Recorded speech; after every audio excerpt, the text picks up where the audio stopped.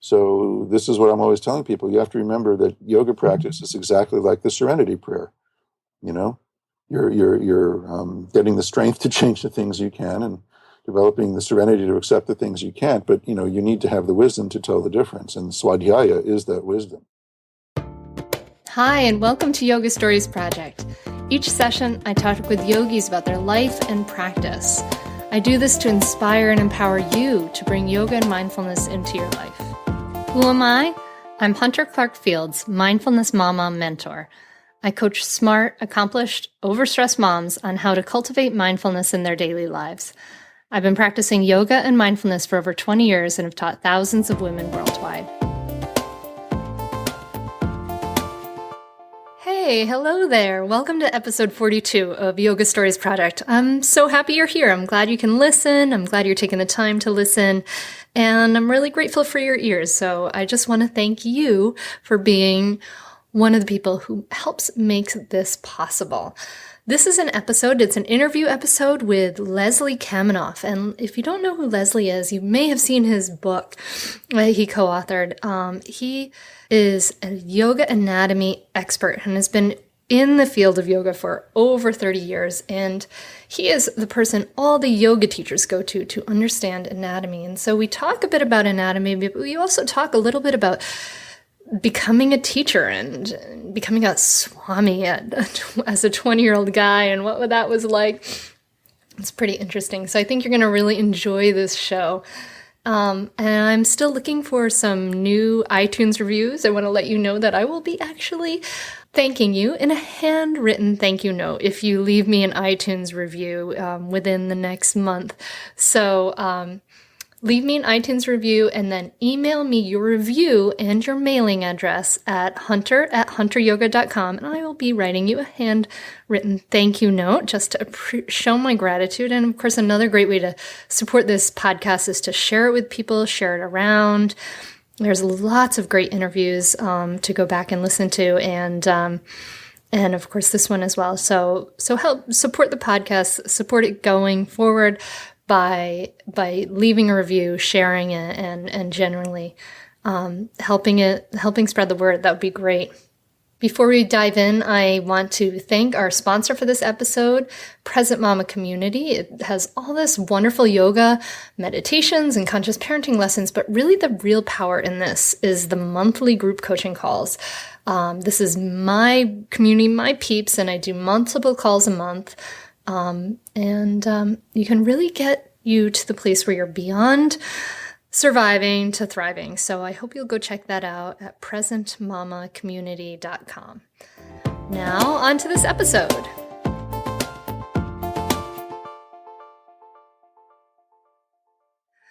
I'm Hunter Clark-Fields, and welcome to Yoga Stories Project. I'm really excited today to talk to Leslie Kaminoff. He is amazingly famous at his yoga anatomy.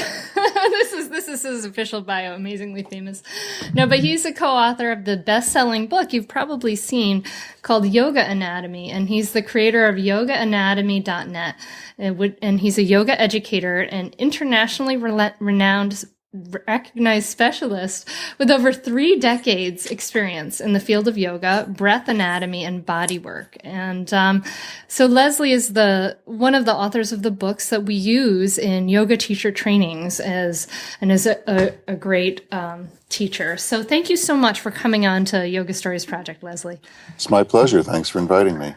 Yeah, I'm thrilled you're here. So take us back to when you discovered yoga. How old were you, and where were you in your life when you discovered yoga? I was about 20 years old. I was living on my own at that point in New York's East Village, which in those days, meaning the late 70s, was not the sort of gentrified place that it is now. And it was actually my father who got me into yoga. He had been taking classes at the Shivananda Center here in New York. And he invited me to come in for a class, and I went. And it really stuck with me. And I signed up for a beginner's course. And by the next summer, which would have been 1979, when I was 21, I did the teacher's training course at their ashram, which is their main headquarters up in Canada, north of Montreal. Wow, cool. So what was it like in the Shivananda Center when you started? I imagine it looked very different from what most people come into and experience a sort of a group yoga class these days. Yeah, well, back then, most of the yoga instruction that was available was through some spiritual organization or another. Integral had its center on 13th Street. Shivananda was on 24th. And there were a few other people teaching, but they were mostly associated with either ashrams or spiritual teachers. It wasn't like now where you can just walk in anywhere and have a class. And so the yoga was being presented as part of an overall lifestyle. And the rooms were carpeted with thick carpeting. You didn't have a yoga mat. You just threw down a towel on the carpeting. And most of the practice was more oriented towards lying on the floor and coming into postures from that position and going back to Shavasana in between. So the practice itself was quite different. And that's the way they still teach at places like Integral and Shivananda. And so it was what we could call sort of a classical Hatha yoga type of a practice. And it was the Shavasana that got me hooked. That's the thing I really remember of my first class, was just being completely transported to a different relationship between my mind and my body at the end of the class and the final relaxation. At the time also, I was very much involved in sort of alternative consciousness exploration, and I was very much into reading books like The Tao of Physics by Fritjof Capra, and the Shivananda organization was organizing conferences and symposia back then with authors like that was presenting things on topics like physics and metaphysics and so on, and so it was sort of the philosophical investigation that hooked me as much as the physical practice, and I saw them as being connected, which in a way was really the main interest for me, was connecting the pursuits of the mind with what I felt I needed to do for my body, which was just to be living more in my body, and that's remained a theme for me, even though my philosophical views have changed over the years. That fundamental idea about having this strong connection between the mind and the body, and having an embodied kind of a philosophy has remained all these years, ever since the beginning. So did you see that as something that was greatly different from sort of the way you had been living your life, or the way you saw other people living their lives around you at that point? Well, that's an interesting question, because it wasn't yoga that I was first attracted to when I discovered that I needed to do something with my body. I was very much drawn to the dance world, because I very much admired the way dancers lived in their bodies and moved through the world with this grace and this ease and this beauty. And I recognized that I had none of those. And so I was initially going to basic ballet classes here in New York at the Joffrey School, and discovered rather quickly that this was something that I was probably never going to be very good at. And so it was right around then that I had the chance to take my first yoga class, and that's what stuck with me. So it basically was the observation that there were other people on this planet who were moving with grace and with ease, and recognizing that I wanted more of that kind of moved me initially in that direction. No, that's interesting the way you said that, because it occurs to me that, for many boys and men in particular, probably there aren't so many conventional outlets to coming into your body and like living in a more kinesthetic, embodied kind of way, as there are for girls. There's this encouragement towards dance and things like that. Sure. Well, there's dance and gymnastics, and of course there's available for men too. But for boys, it's more like sports participation and things of that sort. And I wasn't involved that much in organized sports so much as playground type sports. I do continue to this day to play basketball, but I came up much more in the street ball kind of way of playing. I think I've played in maybe 3 games in my life that had a referee. So it was really something different than just trying to be out there competing in whatever sport I was doing. And other than that, just coming up through public school, you have things like gym class, and that's kind of a mixed bag, I think, for most people. Yeah, it's not wasn't such a great experience for me. So, so you became a Swami in the Shivananda organization, right? I did. This was an interesting, although relatively brief part of my history, but it turned out to be a pivotal one. Yeah, that happened when I was in India. So I did my teacher's training in 1979, in the summer of 79. I stayed on longer than I had planned at the ashram that summer to help produce a festival that they were putting on called the Festival of Inner Light, where they had all these invited guests and a lot of presenters coming.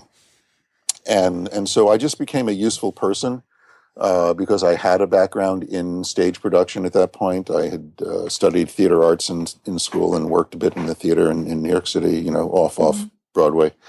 And so, in an environment like that, if you have certain skills, you're given responsibility. Mm-hmm. And so I kept my connection with the Shivananda organization, aside from beginning to teach asana classes at the center here in New York. I was sort of a part-time staff person, and I would help out with events and production and things. And so that eventually took me to India, and that was to help with a teacher's training course that was happening there for the month of January 1981. We arrived New Year's Day in South India at the ashram in Kerala in 1981, and I was there for an entire month, and that was a transformative experience for me, being in India and just living the ashram lifestyle there. Swami Vishnu Devananda was in residence for the full month at the time, and I really at that point felt fully committed to making this my life's work. And the way you did that in that organization was to become a Swami. I also, at that point, felt like I wanted to change my life. Frankly, I was kind of fed up with myself. At age 22, you have to be a little fed up with yourself to take those vows, of poverty and obedience and celibacy.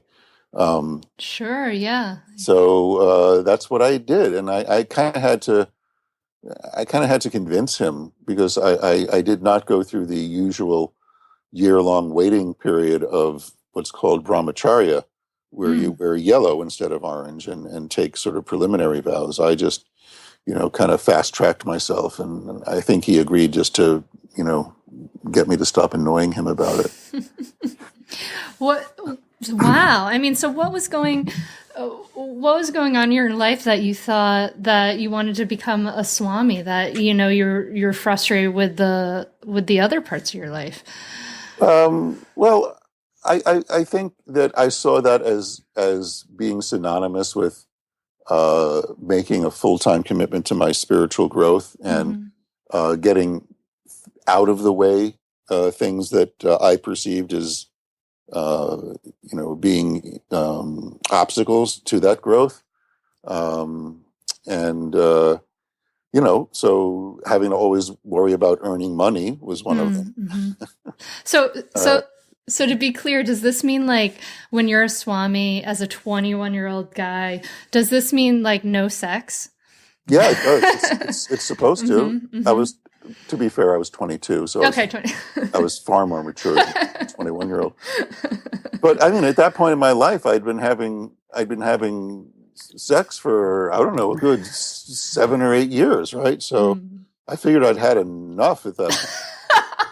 Um, and I was wrong, but it was a learning experience. It was definitely a learning experience. And if I had not done that, I would not have gotten sent to Los Angeles to run the yoga community that was in West Hollywood at the time. And I would not have been exposed to all of the things that I was, and would not have learned what I learned and ended up doing what I'm doing.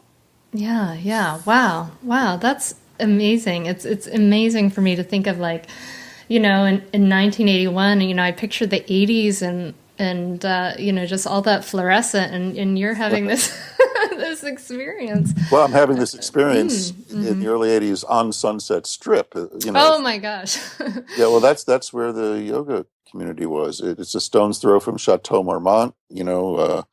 I mean, you could look out our backyard and see the bungalow where John Belushi died, and that's like when that happened, right? So wow. it was really an interesting environment to be plunked down into as a now 23-year-old young celibate Swami running a yoga community.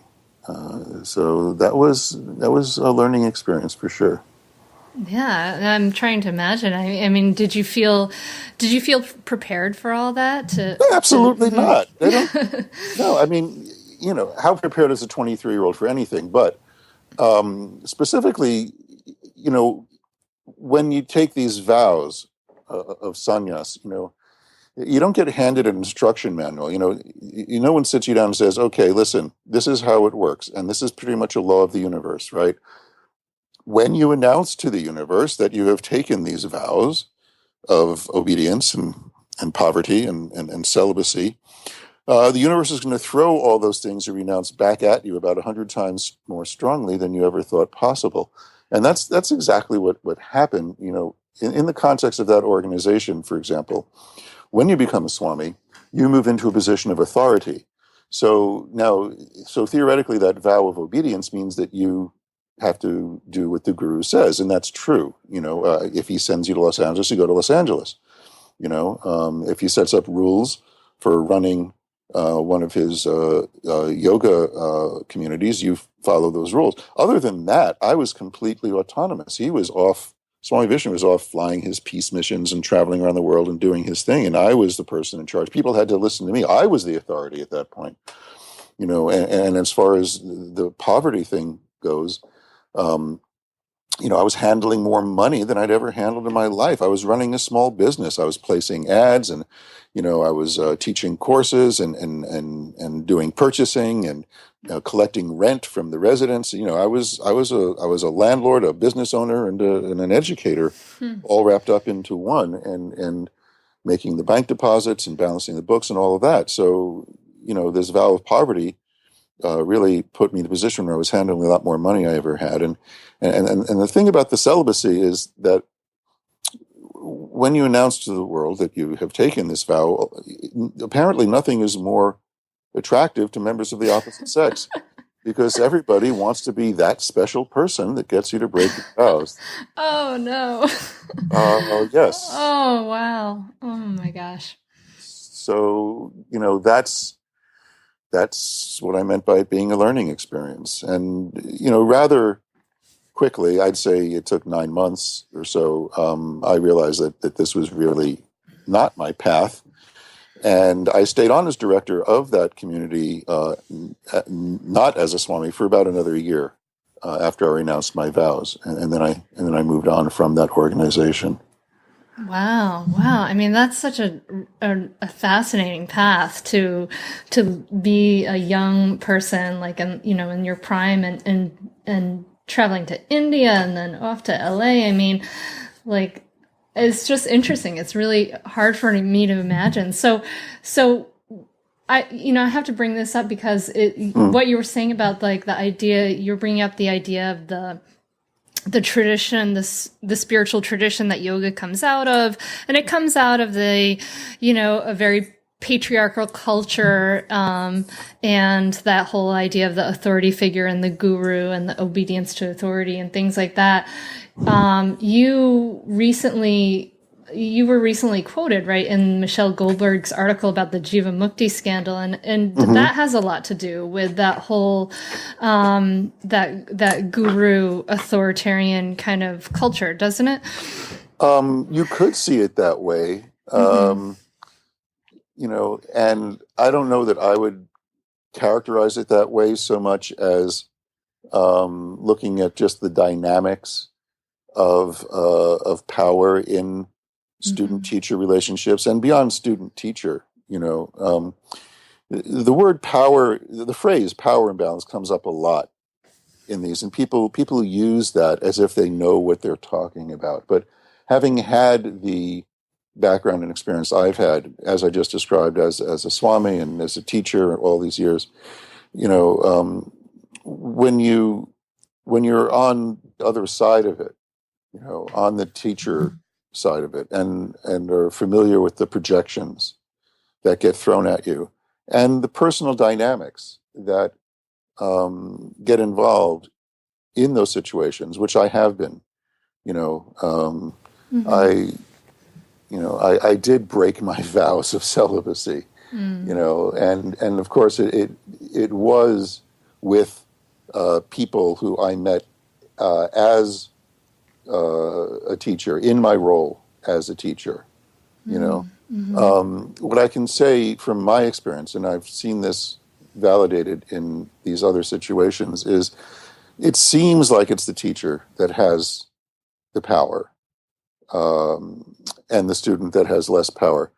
But that's only in appearance. You have to look at the laws of physics to a certain extent to understand this, because energy always flows from a region of high concentration towards a region of low concentration.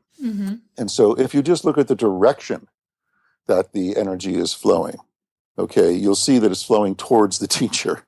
But where's it coming from? These teachers are given power by students, by the expectations and longing and needs of the students. And if there is a void, if there is an emptiness on the side of the teacher, that is where that energy will go. But that void, that emptiness, is actually coming from a place of powerlessness on the teacher's side.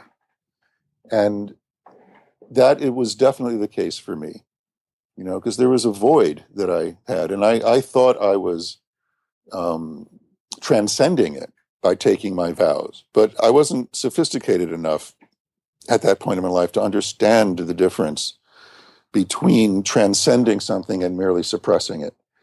And so this void I had, which was, the feelings of being unloved or unlovable, being unlovable, were there. And that made this sort of adulation that got aimed at me all the more seductive to me, And so, yes, there was a lot of energy flowing towards me, but it was being drawn towards me by that void I had in me.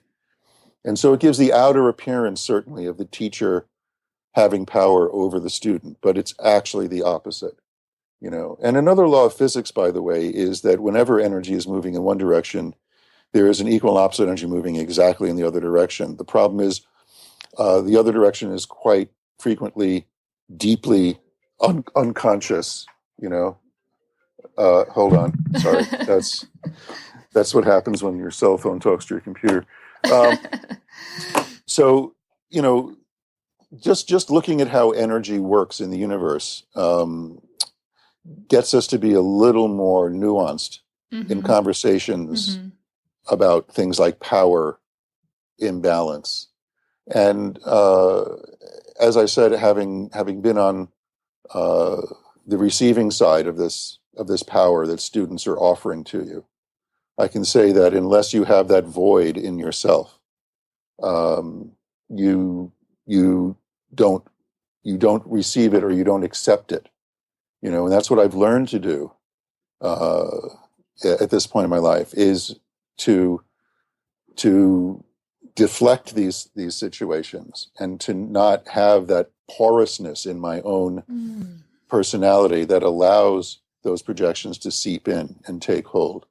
But that takes years and years of experience. I saw my teacher, Jessica Chard, doing this very skillfully, and it wasn't like people were throwing sexual energy at him, but certainly all the longing that you have for answers that you throw at a teacher or someone you perceive as a wise person, all of that was being projected on him. And he very, very politely and very skillfully, was able to deflect it. It was like he was Teflon, and it would give him the reputation amongst some people of being evasive or being secretive or all of that. And then people certainly perceived him that way sometimes. But it became their problem, and he wasn't being any of that. He was being honest and he was being clear.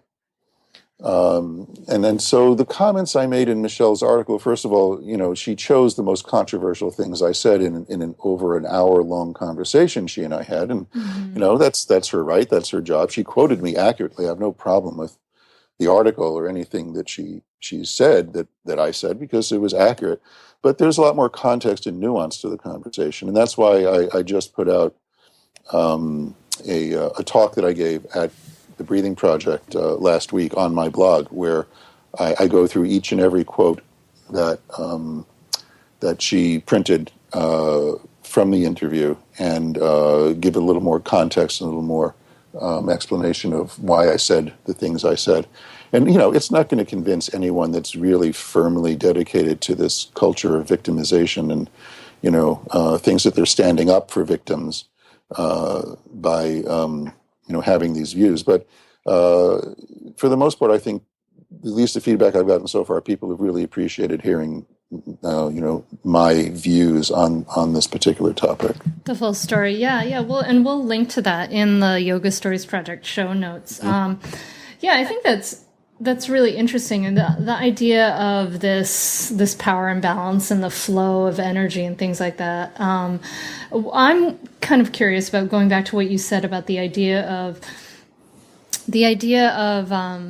transcendence and being able to, and I wonder, do you think now, sort of as an older and wiser person, do you think that it's possible to transcend our human sexuality, to transcend those very, very essential human drives? I don't know if I would use the word transcend. I mean, if you manage to live long enough, your hormones just die down to a certain extent, so it becomes less of an issue chemically. So there's a certain amount of that just happens all on its own. But I think it's the question of how much you identify with your sexuality, how much of your own sense of self and worth you're deriving from your attractiveness to another person, or your ability to attract them. And that's a whole other question. It's a question of identification, of how we manage to feel okay about ourselves.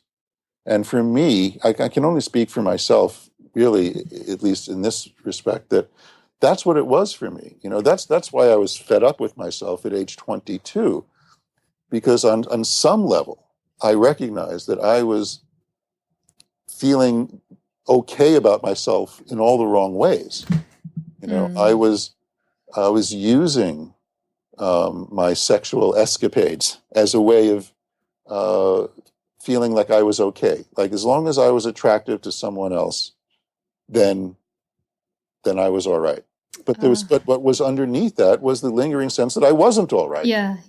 Well, that makes a lot of sense for me, because I've been thinking about that recently and wondering about sort of why is celibacy a tradition in so many great religions and things like that? Because it seems to me so strange in a lot of ways to suppress this innate human drive. But I guess that's kind of the idea is that how to be okay with yourself by yourself, how to practice to release your suffering, to have peace, to have that oneness without the need for somebody else to kind of take that factor away.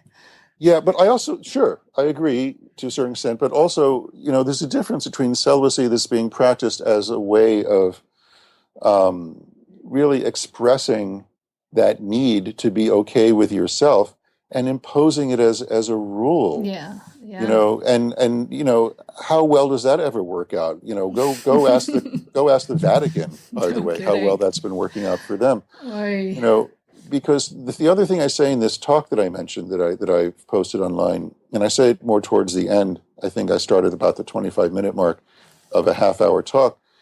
Is that you know there's this big movement now, and a lot of it, at least here in New York, there was a big meeting, and about a bunch of teachers showed up, and they put together this list of ethical rules for student teacher relationships. And this is not a new thing. CYTA put that out years ago. Judith Lassiter and others, put this thing together years ago, ethical guidelines for teachers about relationships with students, because they had their own sort of scandals in the Iyengar community, and people don't know the history of this. They think they're coming up with something new, but you know, and so they're behaving as if like you put a list of these ethical guidelines that your studio is willing to follow about student-teacher relationships on the wall, and that solves the problem. And my point is that it creates the problem, because it's the transgressing of the rules that is sexy. It is very seductive to be transgressing against the rules, and that energizes these situations, is to have these rules. Now, I'm not saying that rules are wrong and you shouldn't have them, but we should understand what boundaries are and what functional boundaries are. A functional boundary is not a rule that says no, no, no, no, no, no, no, no, no, without any space for yes in it, right? Mm-hmm. I mean, all you have to do is look at a cell membrane to see what a functional boundary is like. It's semi-permeable. It lets certain things in, but not everything. It keeps certain things in and it lets certain things out. And this is the sort of biological basis that I talk about in my workshops of where we get the concepts prana and apana, of what comes in and what goes out. And so, rules for behavior need to be like that. For example, if you have this rule that a teacher and a student should never have sex, period, end of story, right? What does that mean for two people who happen to meet in class? One's a teacher and one's a student, and they have this intense attractiveness to each other, and they like basically fall in love. So how do you adhere to that rule, right? Well, they can't be teacher and student anymore, right? You can say, look, this is this is something maybe we want to explore, but you can't come to my class anymore. Go to someone else's class, right? And by the way, if you want to bring a little more sophistication to the argument, let's get together at a time and a place that has nothing to do with a yoga class or yoga studio, and see what's really there. Sure, sounds fair enough. Because for an attraction to happen within the energized, boundary-based system of a yoga class inside a yoga studio is one thing. It's very easy to have these feelings emerge in that situation. It happens all the time, because it's a sexy situation. Let's face it. You're moving, you're breathing. There's sweat involved. There's emotions involved. Tension release. All of this, exactly. So, and this is a conversation that people should be having in their teacher training programs. By the way, it's like you may run into this situation, and here's a good idea of how to deal with it, right? So you say to this person, first of all, you can't come to my class anymore. Go take someone else's class. Because it may just be about getting to the front of the class and getting extra attention, right? Yeah. From the teacher. And then you say, let's get together, let's meet somewhere that has nothing to do with this situation. Let's remove ourselves from this energy and see what's really there. See what's really there. Do we have mutually shared values? Is there some basis for a relationship with this person other than the pheromones that get released in a yoga class? Yeah. So my point would be, if that's what you choose to do in that situation, are you sticking to those ethical guidelines of a teacher and a student not having a relationship? Yeah. Yeah, I think it's a good conversation for people to be having. I mean, absolutely, it's certainly needed. But Leslie, I can't believe I've talked to you this long, and I haven't asked you yet about alignment and yoga and the anatomy of the body. So if you don't mind, I'm going to kind of like abruptly shift us from sexual relations to yoga alignment. Well, you don't think you'd have to have good alignment in sexual relations? But you've said that there's no like universally correct alignment, and I think well, there could be if there was a universal body. I know, I love that. I love that you say that, because and I think this is a great thing, because this sort of flies in the face though of the way people teach. So tell me about there is no universally correct alignment. Because there's no universal human body? Yeah. Okay, next question. So why is everybody teaching as if there is? Okay, I know where you're coming from. So here's the thing. What it is really, it's an age-old philosophical error, and it's called Platonism, that Plato's perspective, which is that there is this other dimension, the world of forms, where the really real stuff lives. And all we're ever experiencing in this plane, this physical plane, are these sort of inferior copies of the ideal forms, and it's an easy error to slip into in yoga practice, to think that there is an ideal alignment for a pose, and referring to an asana as if it had some existence apart from the person doing it, which it does not.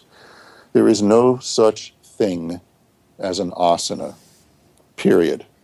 Okay? Mm-hmm. You cannot pull an asana out of a person and say, here are its ideal characteristics. An asana only arises in the universe when an individual, real, live, breathing human person puts their body in a shape. Then you can talk about it. Like, what is downward dog? Downward dog is what happens when a person puts their feet and hands on the floor and raises their ass in the air. That is downward facing dog.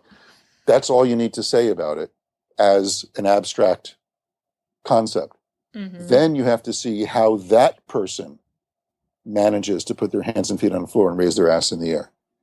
Then you can talk about that downward facing dog for that person and what you're trying to accomplish and what they're experiencing, and whether they're finding a clear pathway of weight through their bones and joints, and what the muscles may be doing to create or interfere with that pathway of weight. But that's a conversation about a person, about an individual. And this is like a revelation when I mention it to people in class. And it's also really bad news for people that teach group classes, at least at first. It's like, well, okay, but I teach group classes. How do you do that? It's like, well, you don't, it's not your job as a teacher to run around to each individual person in your group class and fix them, Mm-hmm. How do you create a learning environment in that classroom where people can understand what's going on in their own bodies? How do you empower your students to notice what's going on with them? So the way we like to say it, and when I say we, I mean at the Breathing Project, and that would be Amy Matthews, who wrote the book with me, and myself. Mm-hmm. We've come up with some of this language around teaching, and a lot of this is inspired by the work I've done with Amy over the years. And so the way she would say it, and the way I've come to say it, is that it is far more powerful to engage a student in an inquiry than to administer a correction. Mm. Mm-hmm. And not to mention, I just have to say this, but not to mention that like 1 in 5 or 1 in 4 people have maybe had some body trauma in their life and may not want to be touched. This is a really interesting point that a lot of people are bringing up in yoga today. It's just a little aside, I guess. But when you think about the idea of teachers running, all of us running around and fixing everybody by putting our hands on them, that's another issue as well. Yes, I'm teaching a workshop actually this August at the Breathing Project specifically about that, about transformation through relationship and, how to interact with people, whether it's hands-on or with imagery or just language in general. And it's proven to be a very popular topic. So you were saying inquiry, how to bring them into that inquiry. Yeah, and the way that I've come to say it is a very simple method, really. And it boils down to this: try this, try that, see what you notice. See, try this, try that, see what you notice. And you don't have to change so much of what you're doing in sequencing or whatever in class. You just sort of avoid telling people what they're supposed to be feeling, as opposed to getting them to inquire what they are actually noticing, and that's really what it boils down to. And it's pretty simple. Whatever way an individual teacher chooses to do that is fine. They don't have to use my words or my concepts, and I actually, frankly, prefer they didn't. But it's really just a matter of backing off of this language of like, so you see, instead of like, try this, try that, see what you notice, usually it's, try this, that will happen, isn't it wonderful? And if our teaching language is more like that, then we need to really look at it, because we're basically setting people up for failure if they don't conform to what our preconceived ideas of outcomes should be as teachers. And we have to be very careful that our own sense of worth doesn't hang on students feeling the thing that we're telling them they're supposed to be feeling. Yeah. Or even at a more basic level, their body can't do the thing we're telling them to do, like flatten your back here. Well, maybe a body can't do, different things like that. Yeah.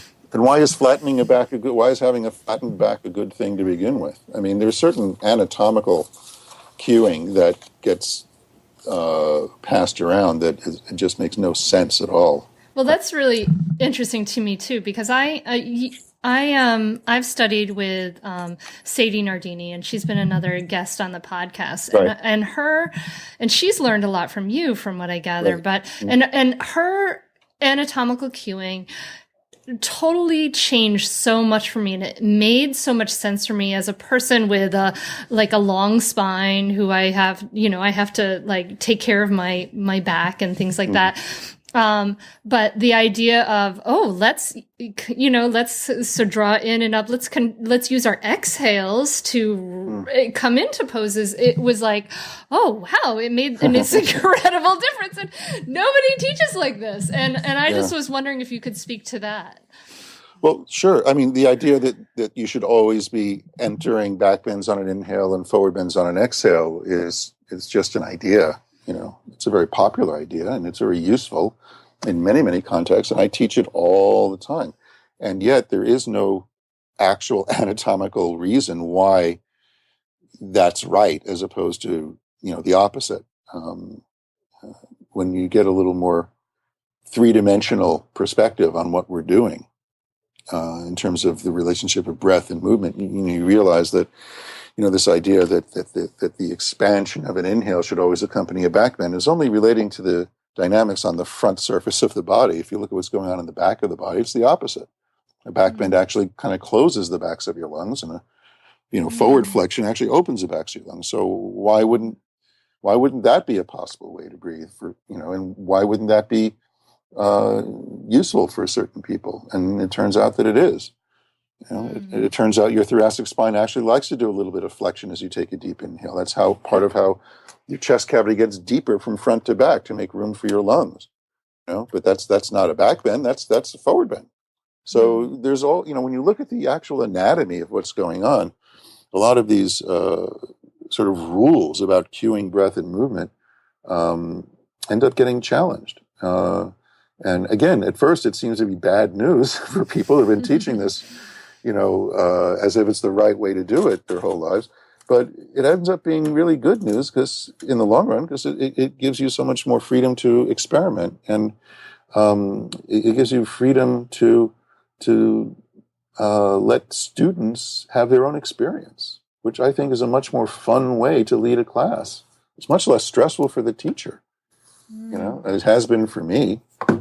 So what would you say to a teacher who has learned that there is this certain way to do things and you have to do it this way, and they're kind of listening and they're saying, what do I take this? If there's no alignment, if the breathing is not supposed to be this when it's this and that when it's that. Well, I didn't say there's no alignment. I'm just saying that alignment is individual, and people, people need to be in situations where they can find their own alignment. But I understand that. I mean, this is where it's important to, I think, make a distinction between an instructor and a teacher. Because if you've just graduated from a 200-hour training program, you're not a teacher. You're an instructor, which is fine. There's nothing wrong with that. I started off that way. Everyone started off that way. When you graduate one of these programs, by definition, you don't have experience enough to call yourself a teacher because you haven't taught yet. You've been given a dialogue, a script, maybe. You've been given a sequence or two to teach. You've been given some ideas that give you enough confidence to get in front of a room with the expectation that what comes out of your mouth for the next hour and a half isn't to keep people engaged and, attentive. But that's about it. Once you start doing that on a regular basis and paying attention to what's going on in front of you and adjusting your language based on how your students are, reacting to what you say and learning all the nuances of what to do and what not to do and how to adapt it for different situations and different student populations, then you're starting to think like a teacher. When we came up with these 200 and 500-hour standards, I right from the beginning, I was like, 200 hours is not an RYT, it's an RYI. I wanted the designations to be different between 200 and 500 hours. I wanted 200 hours to be registered yoga instructor. And then at 500, maybe you could put a T, a teacher, at the end of it. Whether it's reflected in the initials you put after your name when you register with the Alliance or not is irrelevant. The expectation of people teaching these teacher training programs and the people graduating from them should be realistic, that we are teaching you to be an instructor at the 200-hour level.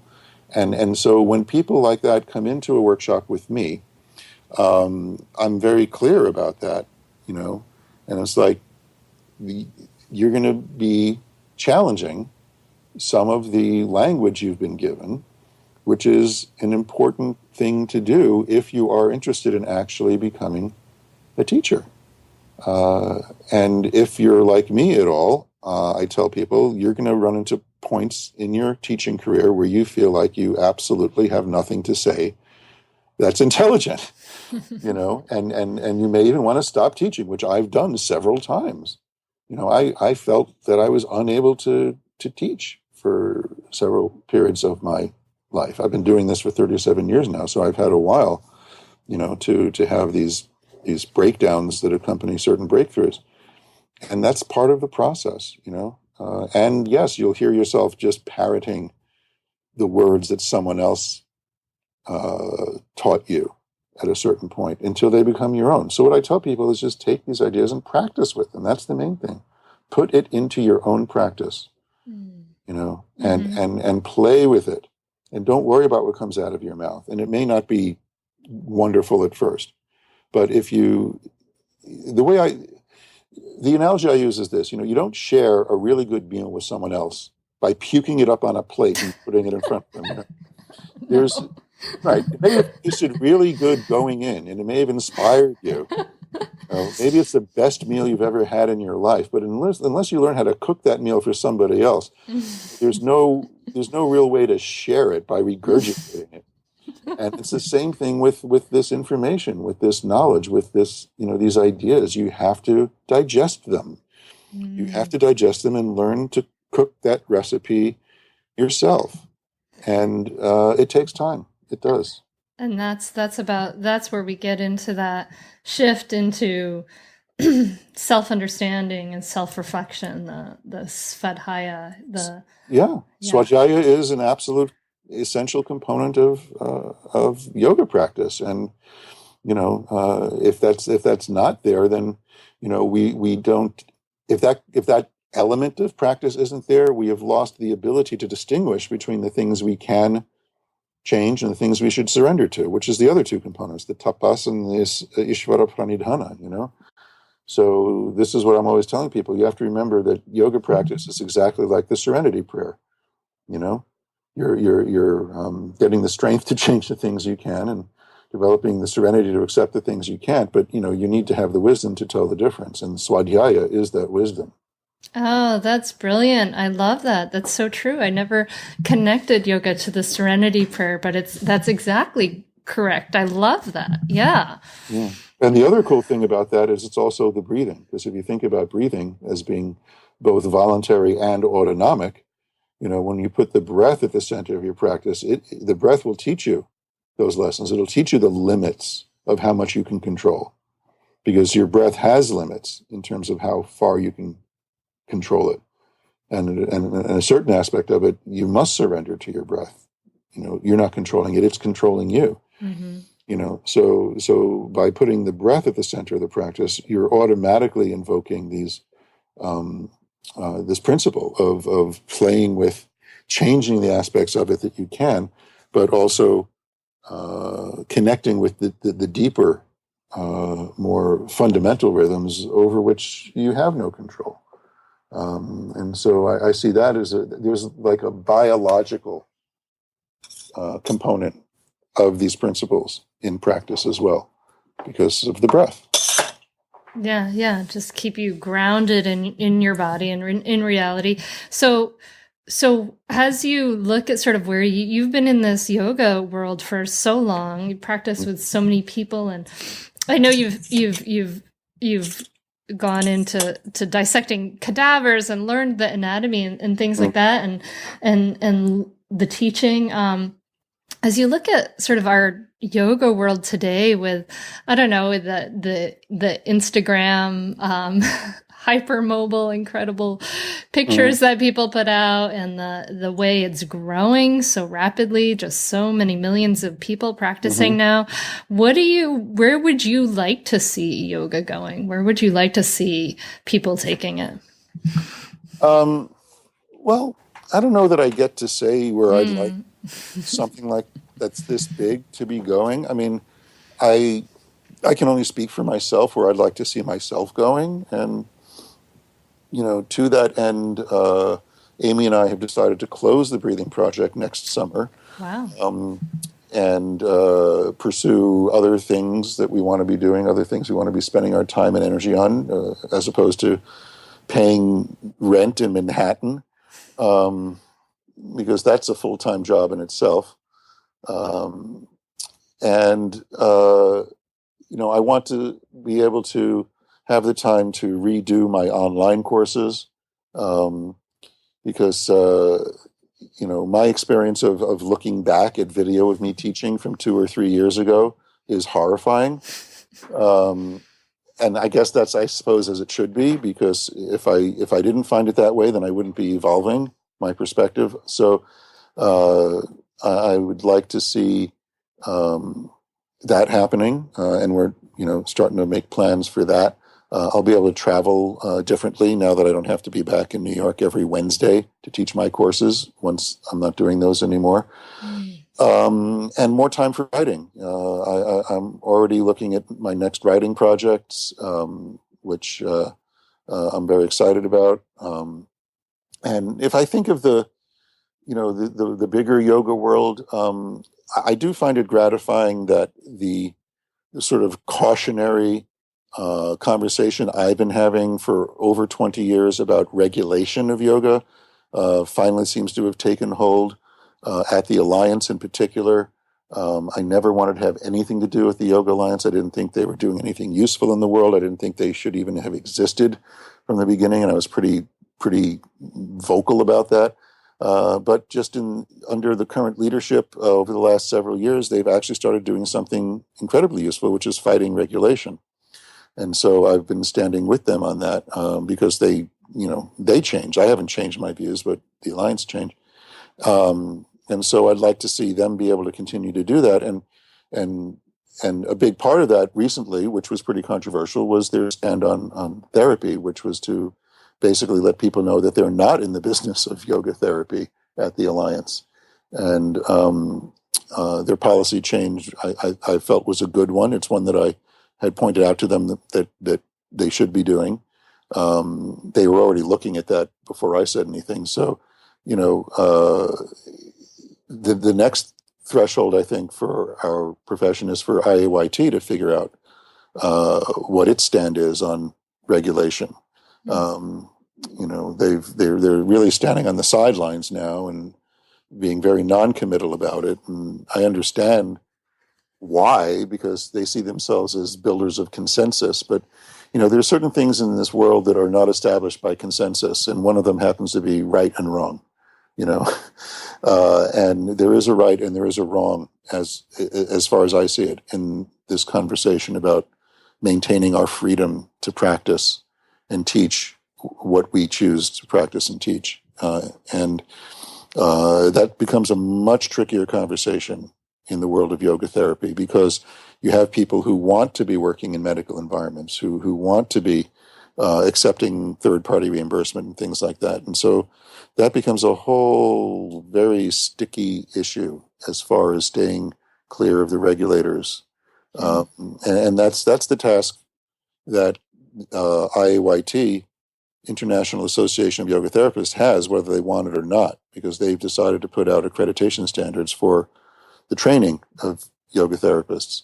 But I think it was very smart of the Alliance to basically wash their hands of that whole conversation and say, you know what, we're here to represent the yoga teaching profession, and to draw as clear a line as they could between that and the fields of yoga therapy. So before I let you go, Leslie, I'm just getting back a little bit to your sort of personal story and your personal journey. Okay. I know you're a parent and you've been immersed in this yoga world. Do you think that your yoga and your has influenced your parenting in any way? I'm just to give you some, I teach, I'm working on developing a mindful parenting course, and I look at parenting as sort of a path to see our, in a lot of ways, like it shows us all the things we need to work on. So I'm just wondering how yoga, may have influenced that part of your life. Well, sure. If nothing else, it at least gave me a certain amount of perspective. Or let's just say a little bit of context for experiencing basically all of the subconscious shit that comes up when you're dealing with parenting. Because if you're committed to understanding yourself and your own neurosis, there's no better way to do it than to raise another human being and see what that brings up in you, and not turn into a complete, utter raving lunatic, or turn into your own parents. For better or for worse. I'm not saying it's necessarily a bad thing, but like to be your own person and conscious and making good choices in the highly pressurized situation that parenthood is vastly improved by a mindful kind of a yoga practice. And so for me, absolutely. And my teacher was very clear about this. He would say, the effectiveness of a yoga practice is absolutely not related to how well you can do postures or breathing exercises. Whoops, there we go again. So the strength of your yoga is not determined by how well you can do yoga exercises. It's about how well you treat your family when you go home. And I've definitely seen the truth of that. And,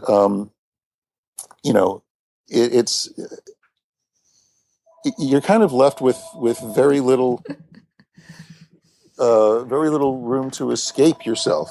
Leslie, it's been a real pleasure to talk to you. I really feel like I could hang out and ask you questions for like 3 hours, but I know that I don't want to take up your time like that. That's fine. You can call back anytime, or we can do a follow up. I just want to, before you go, let people know where they can find you, where they can find your book, where they can find your website, and all that stuff. Cool. All right. Well, my personal website, which links to just about everything else I do, is yogaanatomy.org. And the online courses we do are at yogaanatomy.net. And everything else is linkable from there. So if people want to explore, my blog is there, and the online courses and the work we do at the Breathing Project. And the book is just, it's everywhere. It's on Amazon. It's in the stores. They sell it in Costco. So, my publisher is pretty good at distribution at this point. I think we have over 500,000 copies in print at this point. So Wow. Congratulations. That's awesome. That's amazing. It is. Yes. Thank you. Yeah. Did you ever imagine it would get that big? Not really. It's a very technical book. It's got beautiful illustrations. And nobody really thought, at least of all the publishers, that it would take off as it did, because they got caught short on the first printing of the first edition. I think they printed, 25,000, and they ran out of them in about a month, and they had to catch up on the second printing. So, and it's just been, pretty continuous since then. Oh, wow. Well, again, thank you so much, Leslie. I really appreciate you talking to us. My pleasure. I hope you liked this episode of Yoga Stories Project. I can't get over that image of Leslie as this 20-year-old Swami. It just cracks me up. It's so different from my early 20s anyway. So if you want another interview with Leslie, we chatted about that idea. Let me know. You can email me at hunter@hunteryoga.com. And I want to thank their sponsor, presentmamacommunity.com. We have room for another sponsor. So if you want to reach people like yourself, people who are interested in yoga, you can email me at hunter@hunteryoga.com. And let's see, what else? Share the podcast, spread it around. We need your support to keep it going. It's a labor of love, and it takes lots of time, effort, and resources to do Yoga Stories projects. So we'd love your support by sharing the podcast and leaving a review and all that good stuff. And finally, I just want to thank William Fields for the great music. You can find more of his music and incredible visual art stuff going on these days, audiovisual, at williamfields.com. Have a great week. Namaste.